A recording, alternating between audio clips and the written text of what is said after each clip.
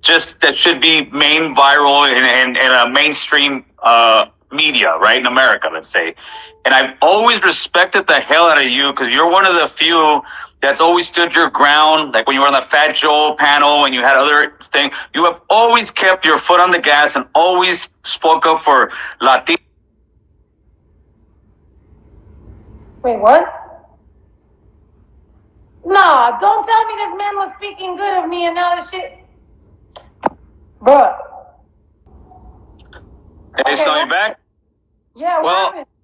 IG's been banning me. IG's been getting me on lives and dropping me from speaking. I swear to you, I can't go live on my own platform right now. And I think it's because of the stuff that's been going on, right? I haven't done anything wrong on the platform. But let me get back to what I was saying. You have always been in the forefront since you've been a household name to many of us. Maybe not to all of mainstream America, but to all of us. And you have always spoke up for us. And I got to say, I commend you for that. I respect you very much for that. I know that sometimes I may come off as the angry Theo, as you said. But what hurt there, Snow, was that I got on the forefront. I spoke up on something that I believe was wrong, and I know you felt pretty much the same way because you've been saying it for many years. And then when I was at my lowest, which was yesterday, man, I woke up, or Saturday, I woke up to people thinking I'm just some racist piece of shit, man, because of some, snippets that were edited completely out of context. And now I don't know if you've seen it, they're out there, and it just hurt for that comment and stuff like that. And that's why I put it up, because I could have tried to reach out to you, but the reality is I've been reaching out to you for about a year and a half, and it's how the game is. I get what it is, but I want to look for. There's only one message from you. One message from you. There's nothing else. I can show my screen recording of my DM. So you haven't been reaching out for a year and a half. You probably reached out one time a year and a half ago, and listen, I'll give you that. I think I emailed Lisa or whoever it is too. It wasn't that long ago. But the thing is this: it's probably like I said it to so many other people, and now they're finally responding, and most of them are. But yeah, you're absolutely right with that. But the thing is this: we're all in the fight together. We're all in this fight together. I think the communication is key within all of us, within yourself, myself, and everybody.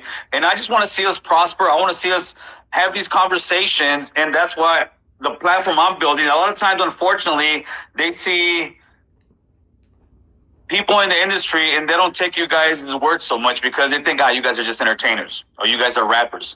But you guys are speaking, especially yourself, you're speaking about some real stuff, man. You're speaking about how we just get overlooked all the time in the industry. And I think maybe that's even kind of hurt your career, even though you've spoken on it. And I'm here to speak. I'm not here to fight with you. I'm not here to do anything. I'm here to actually try to have a conversation. Mm-hmm. No, yeah, definitely. I feel like a couple things. I'm very outspoken. I know that. Like, I think the problem here is that my thing was a comment on something that I stand on till this moment. Okay. Sometimes you sound like the sunburned Theo. I do. You know why? Because sometimes your viewpoints are a little bit right-leaning. Yes. Consider that your proximity to whiteness and a little bit of anti-blackness sometimes in the way that you come off. Sometimes you sound like some of the drunk Theo. That's just what it fucking is. And I think sometimes people can have their opinions about my fucking political viewpoints or whatever. I'm gonna tell you the truth. I've seen, because when I was gonna go on the George Lopez podcast, I was like, I'm doing my makeup, and I'm like, okay, let me Google, what George has been up to. That way I know what I'm getting myself into. Look it up. You pop up, right? Right. I haven't heard of you ever before, but I heard of you there, and I'm like, okay, bet. Let's hear this guy. I'm hearing you. I understand some of the viewpoints that you're making. However, I don't like the digging in that you're doing on somebody that has built their platform for so long, because sometimes it does take a lot of pioneering and a lot of mistakes and a lot of getting our foot in the door into the mainstream media as Chicanos, right? And now right. by Chicano, I'm defining it as Mexican American, right? Right. Because my communication to a lot of people has been for a long time that, if you're going to speak on black issues, or like if you're going to make a show or monetize black issues, there should be black people speaking in that. If you're going to make a show about Mexicans, I feel like there should be Mexicans speaking in that. If you're going to make a show about being Chicano, I believe there should be some Chicano people in your ear letting you know, hey, Gil, this might not be your right moment to speak on this issue right here, because you might have had a track record that's going to be a little bit problematic when it comes to conversation with the black community. Because let me tell you something, Gil, I didn't just see that clip. I didn't just see that one. I also don't feel like anybody should feel comfortable with the N word, with the hard ER, with it in any capacity. However, with the hard ER, I don't give a fuck if you were quoting someone who was quoting someone who was quoting someone. It just wouldn't feel comfortable and it wouldn't sit right with my spirit to say it. You feel me? So the fact that it just rolls off the tongue like that is a little bit disheartening because I feel we already have a lot of animosity within the community that I feel like it should be a lot better. You know what I mean? And by the way, like for anybody that's going to be commenting right now, I feel like my problem was I made a comment on something that you could have very well hit me up. We know a lot of the same people. As a matter of fact, the fact that I had one of my homies hit you up to let you know, hey, this is how we're going to do it. Give her the same respect that you gave Tyga, the same way, you know, all that type of stuff. We know the same type of people that we can have communication through. Well, we do now. We've been known them because I've had to check other people. But let me give me a second to respond to what you're saying, right? Let me say something real quick because this is what you originally said. You put the post up because you couldn't communicate with me. You very well can. Let me tell you something. My assistant Lisa just got out of cancer surgery, so she didn't get back to you. But dude, anybody could. Like, you can fucking DM me, literally. Your last DM was like a very long time ago. But anyway, there's a difference between a comment and you screenshotting that, making it a post, and sicking your fans on me, right? Because now you're sicking your fans on me. A lot of them are uneducated to who I am or what I do. I'm not your demographic. I'm not their demographic. Like, they're not my demographic. We don't vibe. We don't mesh well. I don't make the type of music they want. I'm a fucking, queer woman. My intersectionality, like that, within all the communities that I represent, aren't going to necessarily go well with machista, homophobic, slightly but right now you're just pushing out those stereotypes, and we're talking about as individuals. I mean, you know what happened when you posted that? You know what happened? I had like 40-year-old men in my DMs calling me every fucking name under the fucking sun. Okay, now, can I jump in here for a second? Thank you. That message that was put was on a platform that has 5 million followers. And they put a clip in there saying some of the worst racist stuff. It wasn't just, it was, and then you going on there and putting that kind of, it's like I felt like you kicking me when I'm at my lowest. And it was completely out of context. I'm not saying you did it on purpose. I'm telling you how I felt about it, right? That's how I felt about it. I'm like, dude, look at this, man. Look, there's 5 million people or 2 million something on this guy's page. And he just literally put a snippet of me, making me look like a straight racist. And when you look at the actual video, like, dude, that's completely out of context. I'm like, yeah, I'm knowing this. And then when I see that, but listen, I don't want to like go back and argue over that post that I put for you, and it because we're not going to get anywhere. I now know. That's all I came here to argue about. Oh, that you came? No, I'm not. I'm not arguing about that, Snow. No, I need you to understand that, like you said, as a woman that's been doing this for a very long time and building my own platform, my own way, because I've seen your podcast. You know how hard it is to get 100,000 subscribers. You know that. Of course. Come out here reaching out to other people and like bringing people down. Did I speak on the Tyga? Let's say something. When all these people, all your fans that were saying, "Oh, you didn't speak on the Tyga situation." No, you did. You majorly did. I very much did. So when these people are allowed to say these things that are misinformation, we're doing ourselves a disservice because we don't have very many voices. And the people that have been doing the good should not be brought down because, yes, I think you and I don't necessarily agree on certain viewpoints. And I do, maybe you being the spokesperson for that issue is probably not going to be the smartest thing because you do have cola que te pisen, como se dice.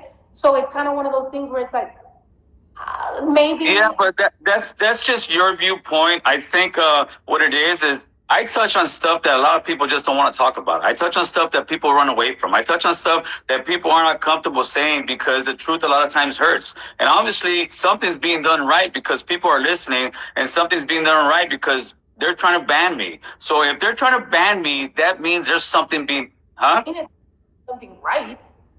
No, if I was just some crazy kook saying all kind of stuff, There's millions of them. Nobody's going to pay attention to them. But when somebody's actually having a conversation where we're not, and I'm not talking about you right now and me, where we're not disrespecting one another and we're actually talking, they're like, and making some sense and making some ground way, I think that goes for a lot. Like I said, my IG, they're trying to, they can't let me go live. My everything else, they're trying to tarnish my whole character, but now the truth is coming out. And more, I think the truth will come out, and eventually you're going to hear my name. I mean, hopefully one day you can come sit down over here. So to me, like I said, to me, it's nothing but mutual respect and love. There's no animosity towards me. It seems like you're a bit upset at me for some reason, and I got zero animosity towards you, Snow. I don't necessarily, it's very easy for you to not have animosity towards me because one, like you said, I've been doing the right thing for a very long time. Two, I didn't make a post about you. You made a post about me. Also, a lot of your fans are coming in here and they're saying, oh, she came here to this. First of all, I went live. This is my live. I invited you. So at the same time, we need to also give credit to women where it's deserved. I feel like I've been working. I thought I gave you much credit from the beginning, Snow. Not on your post. And when those comments are being rampant, like when those comments are being said and nobody's checking them or correcting them on that, that's where it becomes problematic. Because, for example, me, I did speak on the Tiger stuff, but you know where I did it? I did it on my story. Because you know what? I don't want to be a cesspool of a bunch of negativity and comments that go back and forth, and now it's the Black community, the Mexican community within my comments talking shit. I say what I have to say. I amplify the voices I need to amplify. For example, right now, I'm giving you access to talking to whatever, audience I have right now. Let's talk about it. But at the same so listen, with the post, I put it up at night. I put it up at night. I didn't look at any comments. I didn't see one comment. I woke up in the morning. I woke up and I saw Lou had texted me and said, "Hey, Gil." I said, "You know what? No problem." I went straight to it. It was gone. It was straight gone. It was no problem whatsoever. And that's when you and I started communicating with one another. And yeah, maybe I should have gone ahead and hit you with a DM. Now I know any other time I can hit your DM and I can ask you whatever. Hopefully without you, saying, "Oh, here comes Angry Theo again," because I ain't the Angry Theo. No, I'm not that guy, man. No, I get it, but at the same time, I just think that was a very bad way to go about it. One, two. Then when I wasn't live because it was 3 a.m. and like I posted today, I've been up since 7 a.m. and I've been doing press all day, and it's 11 o'clock here, and I'm still here doing this. So to me, I'm a very hard worker, and I have to be up at 7 a.m. to do. I never said that, but at the same time, Snow, you also posted that thing on the thing, like I said, but it seems like you want to go back. I don't want to go back, but you posted. Where I was going was you did that, and then you posted again and said, "Oh, Snow's not on live. She better make it up," and I'm just kind of like, whoa, chill. That was a little bit of Theo behavior too. Like, she better make it up. Like, what the fuck? Like, what? No, because you told me 5:45, and I don't know what time it is.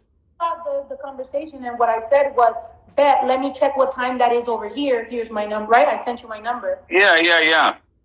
That was it. I confirmed, guaranteed. I didn't know what time it was. I went and got tatted. Lulu told me the conversation y'all had, that you knew that I was drinking and getting tatted. I figured we would have a conversation about when we had to get on. I heard that the Tiger conversation took 2 weeks. You were very patient with that. Why don't you have the same patience with me? Well, because right now I have millions of people, not thousands. I got millions of people hitting me up saying I'm a racist, saying I'm this, saying I'm a piece of shit, saying all kind of way out false accusations. And I got one of the biggest rap people in the industry pretty much pounding me on that same platform. And that's the way I felt. And you got to see that. That's much worse than what you think I did. I mean, come on. There's millions of people actually doing that on that guy. And then I get that? Nah, that I was like, dude, really? No, we're supposed to be working together. I'm talking about within the Chicano community, because I feel like the Chicano community is where some of the problematic things happen, where people like me aren't necessarily accepted, but at the same time we're representing outward, and I'm going to these platforms where we're not usually in, and I'm saying like, "Yo, my people, yay," and then like for my own people to be hating, that's where it becomes a problem, right? And of course. Mind you, I'm not even bringing up other things that I could very well bring up, but I'm just sticking to the fact of, hey, bro, if you know I've been working my ass off at this and you want to put me on Front Street like that, and you don't know what my lowest is, you don't know how I'm feeling emotionally right now or what I'm going through personally, so I'm at my lowest, but you decided to do that to me, right? But well, I think we both did it to one another. You can't just say I did this. We both did it to one another, Snow. I could have posted the other 4 clips that I have of you that are problematic, and then like, yo, fucking this guy's putting me on blast, but I'm not going to because I don't want to perpetuate it. I want to have a face-to-face. Here we are. And it's not problematic. It's people clipping stuff up and taking it completely out of context. Just because I disagree with certain things politically wise doesn't make me a racist. And that's a problem a lot of times, it seems. And this is like the older and younger generation we're talking, right? It seems like the younger generation believes anytime somebody doesn't fit in with their political views that it's racist. We're not talking about the N-word and the things and the way that you have talked about the black community, the way and the disdain with which some of your guests, or maybe sometimes you have kind of come across on your show, sometimes gives Theo vibes. And I think it's weird that you would be offended by the fact that I think some of us would have a problem with that, because we are already in, like, for example, I'm a rapper. I'm in a career where when I'm not being accepted and people go, well, Mexicans are racist, and I go, no, we're not. Let me tell you, that was the old, like, and then you in 2022 are having that. It makes the conversation very difficult to have so that we can bridge that gap, because a lot of times, you know, classism, you know, we're all in the fucking hood, you know, we're all in the same fucking struggle sometimes, and it makes it very difficult to have a very friendly conversation when clips can pop up of somebody very freely using words that shouldn't even be uttered. But real people that have come to my platform, like Glasses Malone, Hoodie Hood, all kind of guys have come here, sad, broke bread with me. They know what it is. If you want, like I said, if we all see what we want. I have a black friend, so I'm not racist. I'm not saying. I'm saying I'm bringing people to the platform to speak on the stuff that you're saying. And like, you're going to the young thing again. Oh, look, he said, no, I'm saying I've had guests come in here and we speak exactly about the stuff you say we can't speak. No, I'm having those conversations. But the thing is, we can always see what we want in something. If we look at something, art or whatever it is, we can always point out something beautiful in it, or just say, oh, look at this part of it. This is ugly. And that's what some people want to do, because they don't want to have the conversation. They just don't like the conversation that we're having. But it's not that at all, and it seems like that's kind of what you're saying, that you're saying that that I have these vibes. No, it's me having a real conversation, and that's all it is, man. Mm-hmm. Yeah, well, I'm having a conversation with you. I invited you to. For sure. So, listen, I think that, I mean, this is about as far as our conversation is going to go for now. Me personally, I would invite you to come on anytime, you know, if you want to get the old man Theo vibes, whatever it is, because I'm trying to build it so we can actually speak about stuff like this and many other stuff.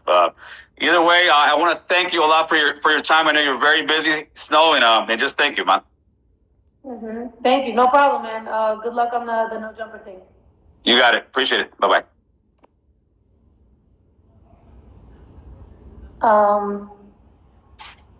Yeah.